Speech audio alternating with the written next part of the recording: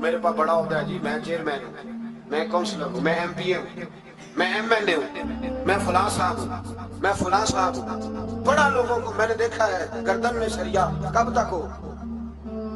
کب تک ہو؟ وزیر اعظم ہو تو کب تک ہو؟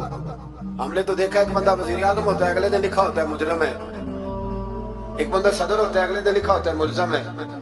کیا بات کرتے ہیں، یہ تو آنے جانی۔ حضرت امام مالک بیٹھے تھے ہارون رشید کے پاس، سخت پیاس لگ گئی ہارون رشید، اتنی سخت گرمی پیاس، یہ روزہ کھول کے نا کوئی چیز نہ ہو، پانی ہو تھوڑا سا ٹھنڈا سادہ پانی، تو دل کرتا ہے سارے پی جائیں۔ حضرت مولا علی نے مثال دی ہے، شیر خدا نے، حضرت علی نے انوکھی بات کرتے، کہتے نا مجھے فلاں جان سے پیارا ہے، تو شیر تھے نا تو شیروں جیسی باتیں کرتے۔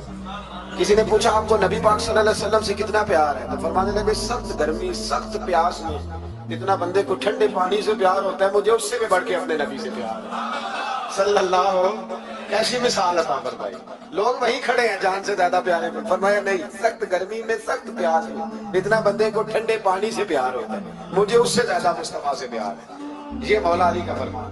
ہارون رشید کو پیاس لگ گئی تو پانی کچھ دیر سے آیا تو تڑپنے لگا، پانی لاؤ گلا خشک ہو گیا، گھنٹہ ہو گیا، شور کرنے لگا، جلال میں آ گیا، تڑپ، لاتے کیوں نہیں، جلدی کرو۔ جب بندہ گرمی میں آتا ہے نا باہر سے تو پانی دیر سے آئے نا تو دل کرتا ہے کہ وہ ہو سکتا ہے گھر میں کوئی بم بھی پھوڑ دے، پانی کو دیر سے آیا ہے، پہلے پانی۔ اسی لیے سمجھدار خواتین باہر سے جب کوئی آتا ہے تو پہلے پانی لاتی، پانی پی لے جناب۔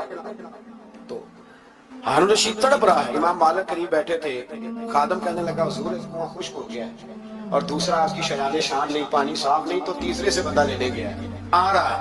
بندہ تھوڑی دیر سے آیا تو ہارون رشید بڑا پریشان تھا۔ اب بات امام مالک کر رہے تھے تو وہ نہ توجہ اس کی پانی کی طرف تھی، پیالہ پانی کا اندر داخل ہوا تو ہارون رشید کا دل کرتا تھا کہ اڑ کے پانی کے قریب چلا جاؤ، لپک رہا تھا پانی کی طرف۔ جب پانی آیا اس کو پکڑایا تو امام مالک رحمۃ اللہ علیہ کہنے لگے بادشاہ ذرا ٹھہر جا، پی لے، نیا آ گیا نا تیرے قبضے میں ہے، ایک مسئلہ مجھے بتا لے پھر پانی پینا۔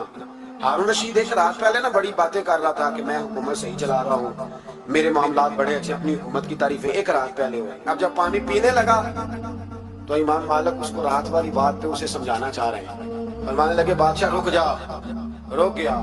آپ فرمانے لگے اگر یہ پانی ملتا ہی نہ،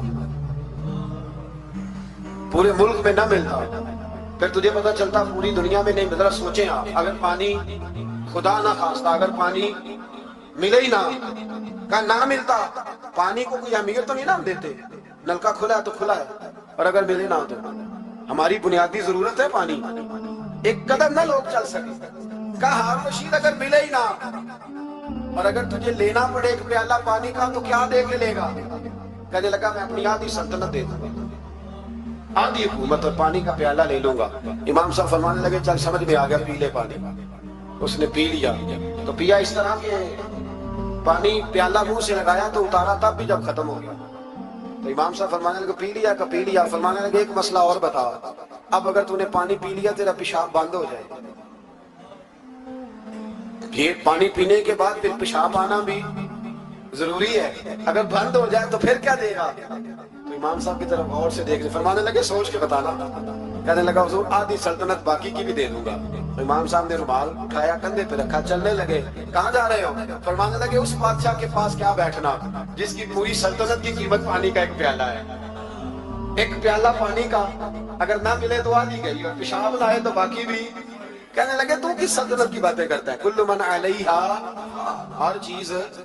اب یقین کریں ہمارے پاس کوئی بندہ بیٹھ جائے نا تو ہم اسے ہلنے نہ دیں، ہم اسے کہیں تو تجھے پتہ ہی نہیں اصل بادشاہ میں ہی ہوں۔ میں تو کچھ ایسے لوگوں کی باتیں بھی سنتا ہوں، مجھے لگتا ہے امریکہ میں بھی حکومت یہی بنواتے ہیں، اتنی زبردست گفتگو کرتے ہیں نا، اعلیٰ تجزیہ نکالتے ہیں کہ مجھے لگتا ہے سارے ملکوں کے بادشاہ ان سے مشورہ کرتے ہیں۔ اس قدر زیادہ ہم نے اپنے آپ کو تن کے بڑا کر لیا، کنٹرول میں نہیں۔ کنٹرول، ہلاکو خانے بڑے لوگ مروائے تھے، بڑے، بغداد میں 20 لاکھ آدمی قتل کروایا اس نے، 20,000 نہیں میں نے کہا، ذمہ داری سے حوالہ دو، کتنے لوگ بولیے؟ 16 لاکھ آدمی اس نے تلوار سے مروایا۔ لوگوں نے نا زیر زمین تہ خانے کھودنے شروع کر دیے، 4 لاکھ آدمی تہ خانوں میں چھپ گیا اور چن چن کے مسلمان مارتا تھا۔ جب ہلاکو کو کسی نے بتایا نا 4 لاکھ بندے چھپ گئے، اس نے نہروں کے بند توڑوا دیے، दरियाओं के बंद तोड़वा दिए, पानी ज़ेरे ज़मीन चला गया, 4 लाख आदमी डूब के मर गया, 20 लाख आदमी मरवाया। एक दिन एक इलाके में घूम रहा था, नींबू खाने का बड़ा शौकीन था। बाजार में गया तो एक नींबू खरीदा। उसने देखा कि बाजार में बूढ़े बच्चे जवान खरीदारी कर रहे हैं, तो कहने लगा अभी भी इतने मुसलमान जिंदा है, बनाओ इनकी लाइनें, कत्ल करना है। 3 लाइनें बन गई, बूढ़ा आदमी भी लाइन में आ गया, नींबू खा रहा है, उसको हल्का हल्का चूसता है, घोड़े पे बैठा है, कत्ल करा रहा है लोगों को। एक बाबा जी पहली साफ में थे, जब पहली साफ कत्ल होने लगी, बाबा जी पिछली साफ में दौड़ के हो गए। हलाकू का हंस रहा है उसको देख के। माअज़ल्लाह, जब बंदा होता है ना किसी मनसब पे, फिर वो मजाक उड़ाता है दूसरे। बाबा दूसरी साफ में आया तो हलाकू खान ने वो भी कत्ल कराई, तो बाबा दौड़ के तीसरी साफ में।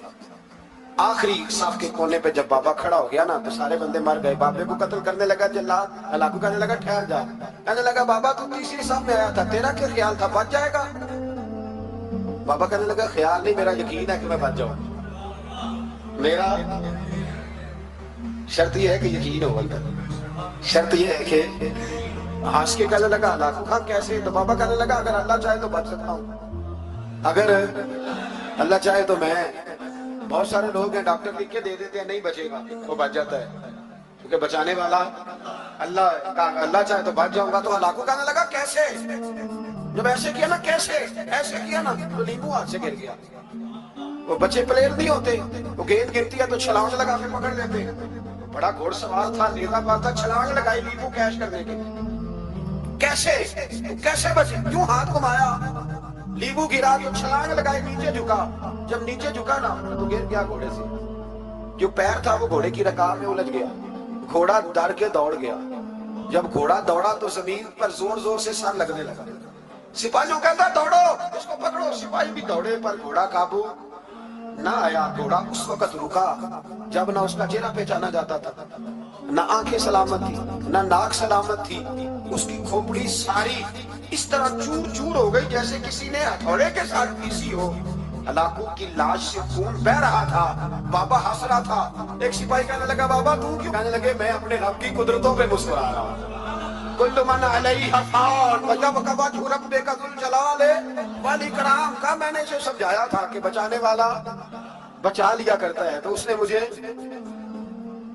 सिकंदर आज़म ने 32 साल की उम्र में आधी दुनिया फतह कर ली थी। तो लोग पता क्या कहते थे? ये वो बंदा जिसको तारीख ने ग्रेट का लक़ब दिया।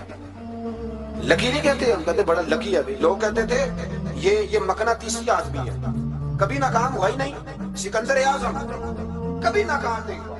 30 लाख की वो उम्र कितनी भाई, इतनी कम उम्री में इतनी दलेरी, आधी दुनिया फतह कर ली। मुल्तान से गुजर रहा था तो उसे एक तीर लगा। कुछ लोग कहते हैं यहाँ जेलम के पास लगा था, एक तीर लगा उसे। उसने कहा बंदा तलाश करो, किसी की इतनी जरूरत के सिकंदर आज़म को तीर मारा है, तलाश करो।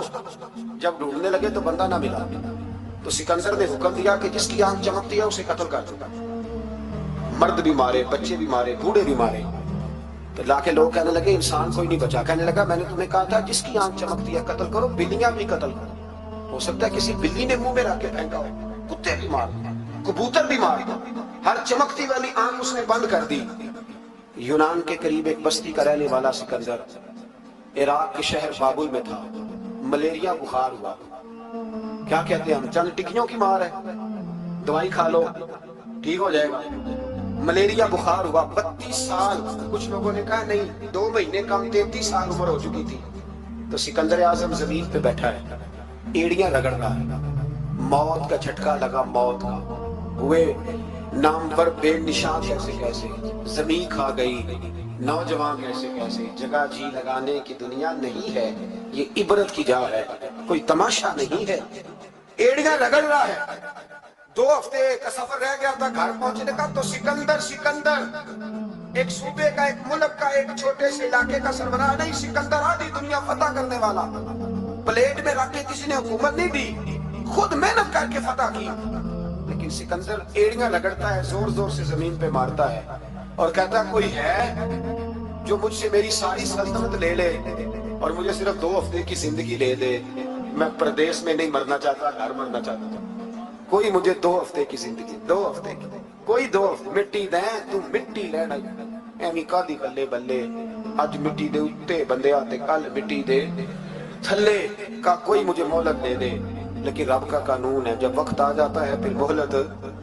میرے بھائی اپنی زندگی نا عاجزی میں، جھوک کے، سادگی میں، کونے میں دنیا کی پروٹوکول ختم ہوں گے۔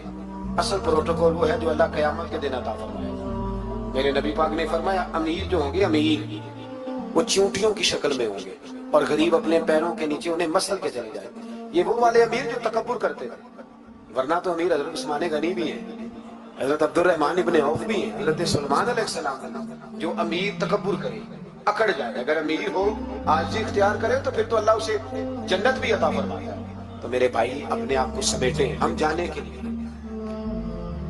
جن کی عمریں میری طرح 40 سال کی طرف سفر کر رہی ہے نا، وہ آدھی زندگی جی چکے ہیں، باقی آدھی پتہ نہیں ہے۔